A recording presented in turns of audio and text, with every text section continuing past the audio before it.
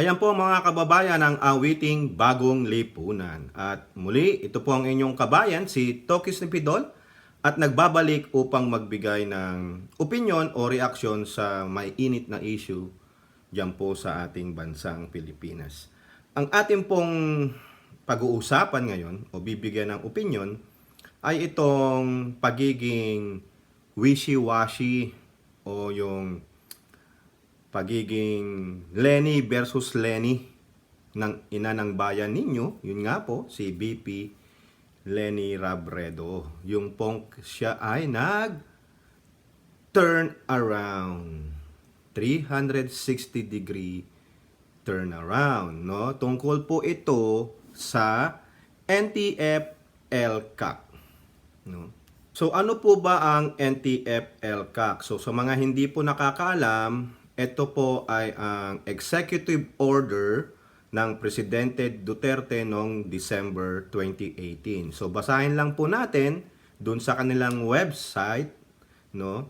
On December 2018, President Rodrigo Roa Duterte issued Executive Order 70 or EO70, synchronizing the government's instrumentalities of power with the capabilities of private sector stakeholders to end 50 years of deceit, lies, and atrocities committed by communist terrorists against the Filipino people. The National Task Force to End Local Communist Armed Conflict, ayun po yung NTF-ELCAC, is the whole of nation approach in defeating the local communist terrorist group and obtaining sustainable and inclusive peace throughout the Philippines. So yun po ang pinaka-main goal. To defeat the local communist terrorist group and obtaining sustainable and inclusive peace throughout the Philippines or the country. So isa po sa mga natutulungan ng NTF-ELCAC o yung malaki po ang mga pakinabang dyan ay ito pong Barangay Development Program. Nandun din po yan sa website ng NTF-ELCAC. Nandiyan po yung link sa description. So, tulungan po nila yung mga barangay na mostly na apektuhan ng yung insurgencies, gawa nga po ng communist terrorists, no? At tumutulong din sila sa mga yung nagbabalik loob, no? No, malaking po ang pakinabang ng mga barangay dito sa NTF-ELCAC, no? Nandun po yung mga programa nila para sa mga barangay, makikita nyo po. Ang dami po nito, ang dami. No, nandiyan po ang farm to market road, school buildings, water and sanitation system, health sanitation, livelihood projects, housing, rural, electrification, reconstruction, vaccination and immunization, and assistance. So ayan po yung mga programa doon sa Barangay Development Program nila. At kung maalala nyo rin, very contested po ang budget nito sa Senado. No? Si Senator Bato po ay tinawag pang mga buwisit ang kanyang mga kapwa senador dahil po tinapyasan po ng napakalaki ang budget na ito. At marami pong mga sektor o mga leader ng sektor na ito ang nagalit, no, dahil sa pagtapyas ng budget nila. No, hindi po pabor sa kanila dahil ito po ang malaking tulong para sa kanila. At sinabi rin nila, no, kung sino man ang mga senador na umuo sa pagtapyas ng budget na yan o kung ang kandidatong susuporta sa pagtanggal ng budget ng NTF-ELCAC from, I think, 28 billion dati, naging 4 billion. Ikukumpanya nila na wag iboto. Yun po yun. No? So, eto po, yung main topic natin, no? U-turn. Lenny versus Lenny. Bakit po ganyan? Kasi po, kung inyo pong matatandaan ulit, si Lenny Robredo, ang ina ng bayan nyo, noong November 9, no, siya po ay nagpahayag, no, nung meron pong silang meeting ng Rotary Club of Makati. At natanong po siya dyan sa NTF-ELCAC. Ito po ang sabi ng ina ng bayan ninyo. There is really a duplication of many efforts the duplication of the mandate, and it has to be abolished. Andyan po. Yan po yung pahayag niya noong November 9. Ang pinakatakot ko dito ay magiging tokhang ulit ito. Magiging tokhang version 2 in the sense that the mandate given to the body will be abused, used to harass people. At ang sabi niya pa, sana yung budget daw na lang niyan ay gamitin itong dito sa pandemic. Okay, that is November 9. Yan ang stand niya. She will abolish, tandaan nyo, abolish ang NTF-ELCA kung sakaling siya ay mauupo. Nung kanya pong sinabi yan na i-abolish niya ang NTF-ELCA, marami pong mga grupo ang pumanig sa kanya at umuo na edits yan. At isa na po dyan, si Nery Colmenares. Ito po ang sabi niya. It is about time that this agency is abolished. Formed out of President Rodrigo Duterte's draconian Executive Order Number 70, it has been at the forefront of the brutal campaign to vilify human rights defenders, activists, the political opposition, members of media, and all others who are considered enemies of the Duterte administration. Ayan po ang sabi ni Colmenares. So, andyan din yung si Renato Reyes. Lahat po ng mga left-leaning group, alam nyo na kung sino yan. No? So yan po, tuwang-tuwa sila dyan. Tuwang-tuwa. Pati yung pagtatapyas ng budget ng NTF-ELCAC. Tuwang-tuwa po lahat ng mga left-leaning group. Kasi bakit? Kasi alam nila, nanalo sila dyan eh. Mananalo sila. Lalakas ulit ang pwersa nila. So yan po, no? Tandaan nyo, Nery Colmenares, no? Now, comes November 12, na? Mga kababayan, may sinabi na naman po ang ina ng bayan ninyo. Tignan lang natin, no? Eto na naman, November 12. Robredo reiterates call for NTF-ELCAC abolition. Vice President Leni Robredo has reiterated, inulit niya po, her call to abolish the National Task Force to End Local Communist Armed Conflict, saying the billions allocated for it is better used for pandemic response. O, nakita niyo po, twice niyang sinabi. Twice niyang sinabi. November 9, November 12. Okay? Now, comes November 26, eto po ang nangyari, mga kababayan. Eto na po ang nangyari. Eto na.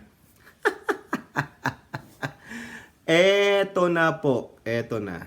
Eto po. Eto na mga kababayan ang nangyari. November 26, 2021. This is just last Friday. I want to address the elephant in the room. Kasi I've been quoted so many times already that I'm for the abolition of NTF-ELCAC. And I want to emphasize today that I am for all the mandate and the functions of ELCAC. In fact, yung Barangay Development Fund, I think that's the best part of everything. Boom! For almost 3 weeks, bigla po siyang nag-360 degrees U-turn. Nag-U-turn po siya. Nag-U-turn siya. No? Nag-turn around siya. Nung una, twice niyang sinabi, abolish. Now, sabi niya, that she has been quoted so many times that I'm for the abolition of NTF-ELCAC. No? Kumbaga, sinisisi niya ngayon yung media na nagsulat nun. Yung November 9 and November 12, nandiyan po yung link. Ang isa dyan ay Inquirer, na kung saan kakampi po nila yan. So, pinararating niya na sinungaling Yung mga nagsulat niyan at nagsabi niyan, ang tawag niya pa ay mga careless members daw. Nasabi niya na yung mga nagsulat nun ay mga sinungaling kung iisipin ninyo dito sa pahayag niya. No? I've been quoted so many times that I am for the abolition of NTF-ELCAC. Kita nyo? Sino ba to? Lenny versus Lenny. For almost 3 weeks, bigla siyang bumaliktad. No? Yung sinasabi niyang barangay development pa na pagkakaroon lang yan ng korupsyon, ngayon sinusuportahan niya na ayon sa kanyang matalinong pag-iisip. Nung sinabi niya yan, mga kababayan, ano po ang sabi nung kumampi sa kanya nung sinabi niyang i-abolish niya ang NTF-ELCAC? Sino po yun? Di ba si Colmenares? Eto na naman po si Colmenares. Eto po, mga kababayan, ang sabi ni Colmenares. Robredo's turnaround on NTF-ELCAC's abolition is worrisome. Nakakabahala po. BP Lenny Robredo, who previously called for the abolition of the task force, is now expressing support for it. She noted that careless members have put the task force in bad light. This is the same Colmenares that praised her nung sinabi niyang i-abolish niya ang NTF-ELCAC. Ngayon, binabati ko siya. Di po ba? Oh. May I respectfully point out to the Vice President that the problem with the NTF-ELCAC cannot be merely attributed to its careless members, but to a systemic policy that includes harassment and attacks against anyone perceived to be left-leaning or critical of the administration. Yun po yung sabi ni Colmenares. Parang sa isip-isip natin, no, sa akin, parang na-pressure. Si Lenny, no, nasabihin siguro na, o sige, hindi ko na i-abolish ang NTF-ELCAC. Okay? Lenny versus Lenny, now versus her mga kakamping. Kasi po, itong NTF-ELCAC ang isa sa malaking hadlang ng mga communist terrorist na yan, no, sa ating pamalaan. Malaking hadlang nila yan sa kanilang hangarin na sakupin ang buong Pilipinas para maging communist tayo. Hindi naman papayag ang mga tao dyan. No? Bakit itong si Lenny Robredo biglang nag-turn around? Kaya naging Lenny versus Lenny. Kasi po, ang gustong gawin lang ni Lenny, na-realize siguro nila, no, nasisihin yung media, sisihin ang NTF-ELCAC because pinalabas na ganito-ganito siya, masama siya, yung mga pagtatapyas ng budget. At narinig ni Lenny at ng kampo niya na yung mga nagpapabor na mawala ang NTF-ELCAC ay 0 votes. Sa aking opinyon, no, mga kababayan, nalaman nila na masisiro sila dahil alam ng mga taong bayan, lalo na yung mga sasakupan ng NTF-ELCAC o yung may malaking tulong ang NTF-ELCAC sa kanila. Alam ng mga tao na may malaking pakinabang sa NTF-ELCAC kung sino yung mga senador at yung mga kandidato na pumapabor na mawala ang NTF-ELCAC. 0 vote po sila, mga kababayan. Yan po ang sinabi ng mga leader ng mga sektor na natutulungan ng NTF-ELCAC. Galit na galit po sila. At sinabi po nila na ikakampanya nila na huwag iboto ang mga kandidato na iyan na susuporta na ma-abolish ang NTF-ELCAC. So ngayon, sino nakalaban ni Lenny? Yung kapartido niya. Di po ba? O yung mga kagrupo niya. Ano yun? Yung mga left-leaning groups na ayaw ma-red tag, pero I don't know, bahala po ang pamahalaan dyan. No? Pero itong si Lenny, wishy-washy po yan. Double-minded person. Sabi nga nila, a double-minded person cannot be trusted in any ways. Kasi pabago-bago ng isip. How can you be an effective leader na pabago-bago ang decision mo? You don't have a very firm decision, mamaya, stake na ang security ng bansa. Ano na? Nagdesisyon, nagsalita, biglang in a matter of 24 hours, sorry, mali. Ganun po ba? Hindi po laro-laro ang pagiging Pangulo ng bansa. Dahil sa'yo nakasalalay ang kinabukasan ng ating bansa at ng bawat mamamayan. No? I think Lenny Robredo is just deceiving us para lang makakuha siya ng boto. Ito po ang sabi ni yung spokesperson ng NTF-ELCAC and Yusek Lorraine Badoy. Ito po ang sabi ni Yusek Badoy. So, Madam VP, congratulations for doing the right thing and cutting whatever ties you may have had with these communist terrorists who were just using you. Okay? We hope you stay true to your country and not give an inch to these terrorists. Yan po. Pinocongratulate siya ni Yusek Badoy. However, ito ang hindi napansin ni Madam Lorraine Badoy. Bakit ko nasabing it's deceiving, mga kababayan?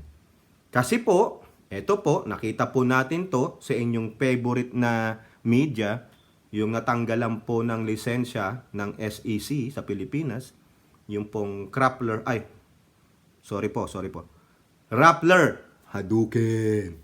Ito po, sabi So, ayan po, nagsalita din, in-interview nila si Lenny Robredo. But, doon po sa dulo, medyo dulo, ito po ang sabi, sought by Rappler to further clarify what appears to be Robredo's more tempered answer regarding the NTF-ELCAC.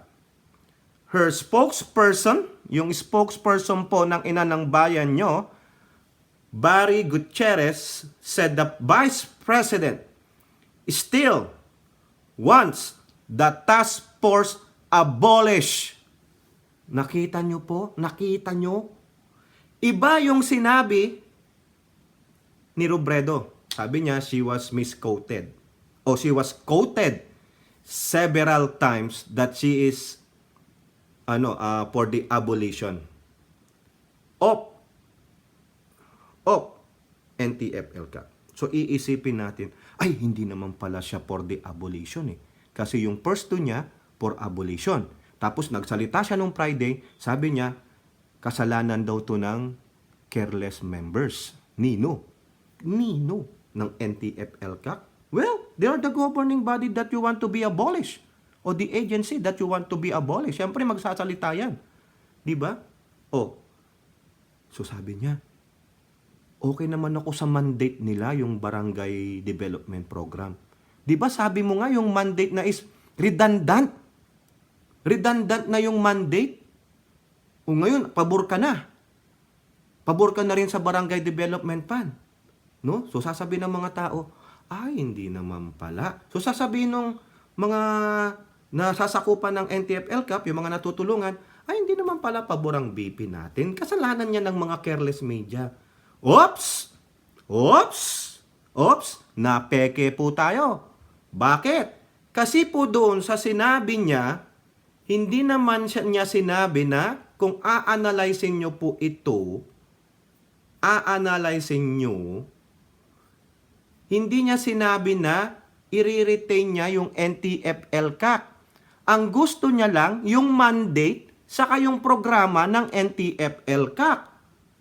So therefore, kasi yung isip natin na kondisyon tayo doon sa sinabi niya, na I want to address the elephant in the room kasi I've been quoted so many times already that I'm for the abolition of NTF-ELCAC. And I want to emphasize today that I am all for the mandate and functions of the NTF-ELCAC. Hindi niya po sinabi na I will not abolish. Ang sinabi niya lang po is that I want to emphasize today that I am all for the mandate and the functions of NTF-ELCAC. Ano po ba yung mandate and functions ng NTF-ELCAC? The main functions of the goal of NTF-ELCAC is to defeat the communist terrorists or the insurgency in the country po that plagued the country for more than 50 years, and also the barangay development program. So binanggit ko pa yung mga programang nandoon. So ayun lang po ang gusto niya, pero tatanggalin niya pa rin yung NTF-ELCAC na yan. Ang gagawin niya, kukunin niya yung trabaho ng NTF-ELCAC, sila ang mag-i-impose niyan. Aariin niya po yan. Tulad ng iba niya pang ginagawa, ng tulad ng trabaho ng DSWD, trabaho ng DOH. No? Wala po talaga siyang matibay na plataforma. Kundi kung ano yung nandyan na, aangkinin niya po yan. Tatanggalin niya po ang NTF-ELCAC, yung agency na yan. Lahat dyan, nung personnel, tatanggalin niya. Kasi po yan ay puro karamihan ay mga militar. Ang gagawin na lang po niyan, aariin niya yan, sila ang mag-i-implement without militaristic approach. Ang gusto niya, yung talk on the table. Luma na po yan dahil for 50 years, ganyan na po ang ginawa ng iba. They keep on doing peace talks but walang nangyari, Madam Leni Robredo. Kaya wag mo kaming lukohin. Hindi ka naman talaga nag-turn around. You just said that you want to keep the mandate, you want to keep the functions of NTF-ELCAC, but still, based on the mouth of your spokesperson, Barry Rodriguez, that you still want to abolish the NTF-ELCAC agency itself. Aariin nyo na lang po yan. Diba? Ito pang sabi niya yun, NTF abolish does not mean an abandonment of the local development programs or the whole of nation approach. Biruin nyo, aangkinin nila yung programang inilatag, pinirmahan ng Pangulong Duterte, aangkinin na lang nila. Sila po ang magpapapogi. Ayan ang sabi niya, Robredo earlier rejected a purely militaristic approach against the communist insurgency, urging civil society, the private sector, even the church to join the peace process. Nangyari na po yan, Madam Robredo. Pero bakit dumami pa ang mga communist terrorist insurgents sa bansa? Nung sabi nyo si Marcos ay diktador, nilalabanan ito mga human rights. Sino bang nilabanan ni Pangulong Marcos dati? Di ba yan na yung mga yan? Yang mga teroristang komunista na yan? Bakit dumami pa sila after na ma-depose siya, mamasay, mawala sa pwesto ang Marcos? Tapos sasabihin mo, ganyan na naman, civil urging society without the presence of the military. We need the power of military, i-impose ang will ng military to this group para ma-weaken sila at wala nang sumama pa sa kanila. Hindi sila makapag-recruit. If you just do yung talkies, puro daldal lang yan. No. Nagpipistoks ka dyan, pero yung pinapatay pang mga sundalo. Ganun po ba? Learn from the history, ang sabi nyo Di ba sabi nyo, never again? But this one is always repeating. Ang ni-never again nyo lang ay si Pangulong Marcos, but hindi nyo kayang i-never itong communist terrorist threats or insurgents, Madam Leni Robredo. Kaya kayo mga kababayan, tandaan ninyo, itong mga natutulungan ng NTF-ELCAC, kayong mga leader, wag po kayong maniniwala sa sinabi ni Madam Leni Robredo. Inaangkin niya lang itong NTF-ELCAC, pero maniwala kayo sa hindi. Baka mawalan pa kayo ng budget pag iyan ay naupo. Mawalan kayo ng budget. Iitsapwera po kayo. Sa aking opinion, yan po ang mangyayari dyan. Kaya pag-isipan nyo po mabuti, mga kababayan, lalong-lalo na itong mga natutulungan ng NTF-ELCAC. Gusto nyo ba ulit bumalik ang mga tao sa bundok? Dahil ang galing-galing yung mangumpanya, tapos pagdating ng nakaupo na kayo, nanalo na kayo, wala kayong ginawa sa mga pinangakuan nyo. Trapo pa rin kayo, namulitika lang kayo. Kaya mga kababayan, nangunguha lang ng boto ito. Hindi nag-turn around ito. It is just Lenny being Lenny. Di ba?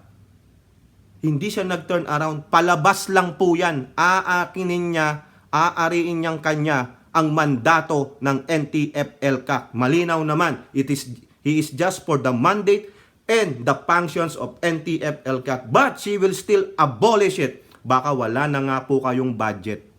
Paano na yun nasimulang pagbabago sa inyong lugar kung ito ang mauupo, mga kababayan? No? Hindi po siya nagbabago ng stance niya. Ginugoyo lang kayo nito. Pinapaikot kayo. Hinahadukin po kayo. No? Di ko alam kung anong nainom nito. Baka uminom na naman ng pink lemonade dito eh. No? Huwag po kayong papahadukin. Huwag kayong maniniwala, huwag kayong magpapabulag o magpapasweet talk dito sa inyong ina ng bayan. Yan lang po mga kababayan, no? Kailangan natin pag-isipan mabuti kung ano pa talaga ang plataforma ng babaeng ito. Yun lang po. And have a nice day and God bless everyone. Bye-bye.